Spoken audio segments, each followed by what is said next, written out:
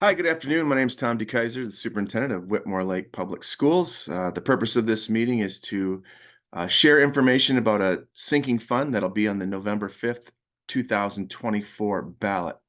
Right out of the gate, I want to tell you that I did not create the name sinking fund. It's a question that I've had from people when I share some of this information. It is a state moniker given to a type of tax that we apply each year, and then we draw that tax down and then reapply it in the next year. And that's where the term sinking comes from. It in no way is reflective of the fact that our buildings are sinking. Uh, there you go.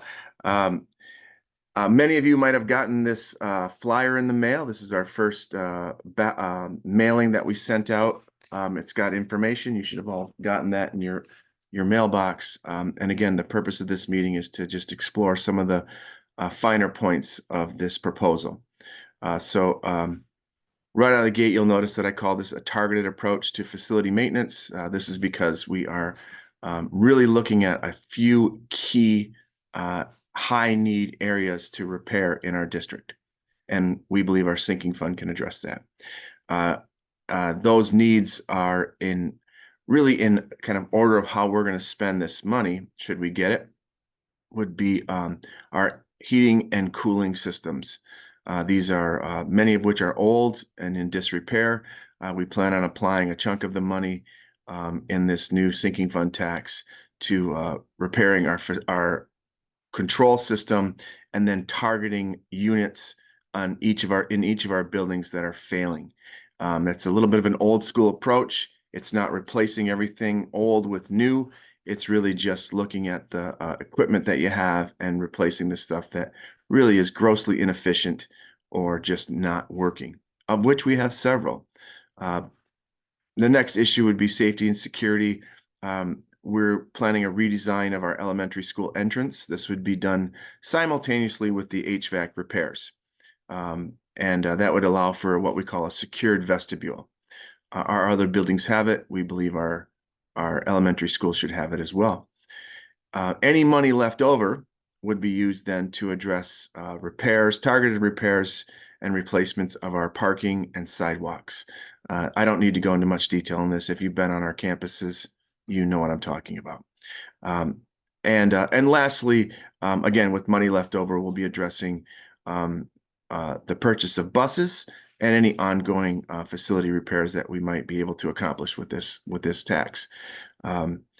Sadly, I will get into the ballot initiative here next. Actually, I want to talk a little bit about what this might cost. So let's roll into the next slide. If you haven't already made your mind up, this is the type of impact this will have on your taxes. If you have a $200,000 taxable home, this is an approximately $300 a year tax. That's pretty straightforward. That information is on our website. We share that with people frequently if you have particular questions about that and the value of your home versus the the real estate list price. I can certainly address those with you. Next slide, please. What I really was hoping to get in today was an understanding of what's going to be on the ballot, and how I would like our voters to go about even using our ballot. I would recommend going right to the last page. Turn the ballot over, and you'll see at the very bottom, you will see a list of proposals. They look different depending on the township you live in. Northfield Township has several proposals. Whitmore Lake Public Schools is right near the bottom. And I would like you to start at the bottom and read through it carefully and work your way up through the ballot. You can do whatever you want, but I'm recommending you do that. And you'll discover when you get into our ballot language that there really are a lot of words about buses. Remember, I said our plan is to, if we have money left over, spend money on buses. I mean, 8 lines are dedicated to buses. The first 4 are really dedicated to our top 3 initiatives. Also, with these proposals, please understand that all of them, with the exception of ours and an older person's tax, which I'm not really sure what it is, It's a small tax for Washtenaw County voters. Um, all of them are renewals. So in Washtenaw County, the only one that's not going to be a renewal, something you're already paying, is the Whitmore Lake tax. The rest are, and you'll read them right here, the renewal and restoration. We call it the emergency communication millage, um, the veterans relief millage. This is the older person's millage that I talked about. That is a new tax. That's a 0.5 mil for 8 years tax.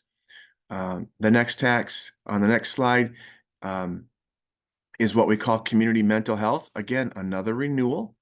And then you see the Whitmore Lake Sinking Fund, a new tax. So you've got lots of renewals and hours. After that, you've got the intermediate school district. That's Washtenaw County Intermediate School District. We call that our special ed tax. Again, that is a renewal, not a new tax. The landscape in Green Oak Township, where about a third, maybe 40% of our voters come from, is a little bit different.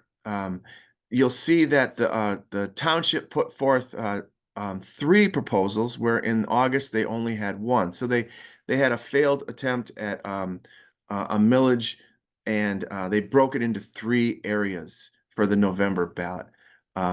So please take a look at each one of these. I'm sure they're all important. We love to support our police and fire. The general millage request, you can get information from them on what that is exactly. But beneath those, you will find the Whitmore Lake proposal. So again, I like to say, please start at the bottom and work your way up. This is a real concern of mine, because I believe that a lot of our voters get what I call ballot fatigue. This is a big election, and again, if you start at the beginning and work toward the end, you will experience a level of fatigue when you get to the bottom. These proposals are the ones that directly impact your community, and that's why I recommend always starting at the back and working your way from the bottom up. And again, after those, you'll see ours and the if you live in the Whitmore Lake School District within Green Oak Township, you will see the Washtenaw County ISD renewal. That's because it serves students who attend Whitmore Lake Public Schools, as well as any other Washtenaw County school district. Again, just a renewal. The important dates that I have in front of you for getting information are listed here. Our next meeting like this will be tonight at 7 p.m.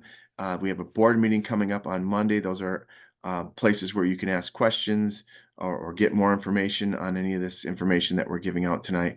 We'll do one more on October 28th, again, on noon and at 7 p.m. And with that, that's the scope of the information I wanted to share, and I'd certainly address any questions that anyone might have.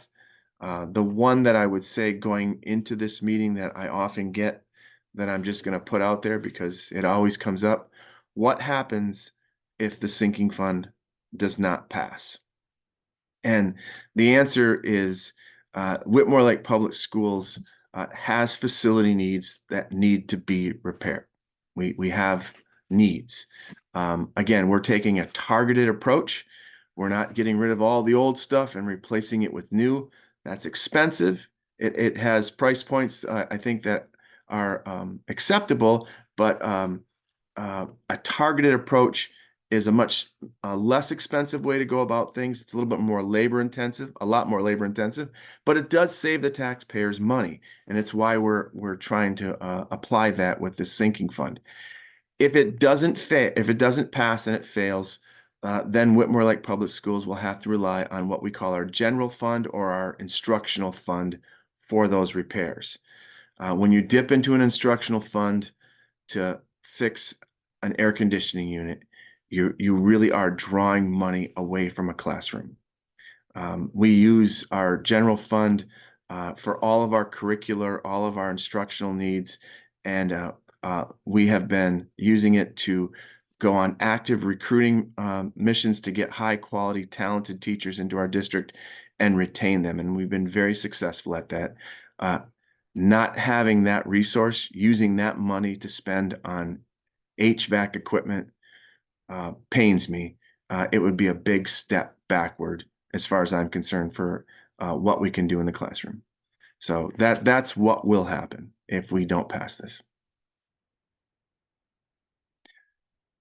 Absent any other questions, I would always encourage you, as you listen to these recordings and something strikes you that you want more information on, please reach out to info@wlps.net, or my direct email is tom.dekaiser@wlps.net, or please attend any of our other Zoom sessions to ask these questions in public.